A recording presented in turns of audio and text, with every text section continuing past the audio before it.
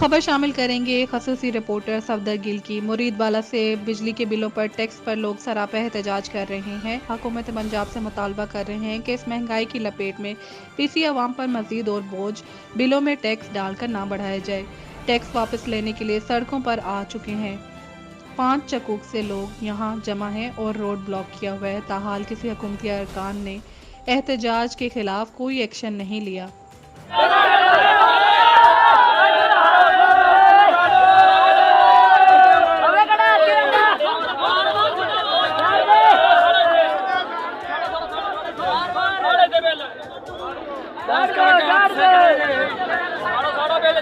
आप देख सकते हैं बिलों को जला रहे हैं, बिलों को जला रहे हैं कि हम बिल जमा ही नहीं करवाएंगे।